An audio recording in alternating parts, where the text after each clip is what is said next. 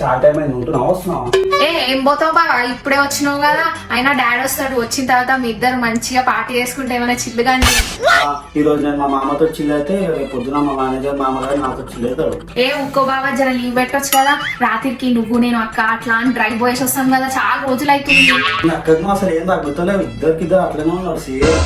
అవును కదా అబ్బా, మనం కూడా డ్రైవ్స్ కి పోయి చాలా రోజులు అవుతుంది, పోదాం కదా బేబీ ప్లీజ్. ఊకోండి, ఏం సతాయిస్తున్నారు మా అల్లుడు నీకు అంతగానము. వచ్చింది చూడే పెద్ద సపోర్టర్ ఈయనకి.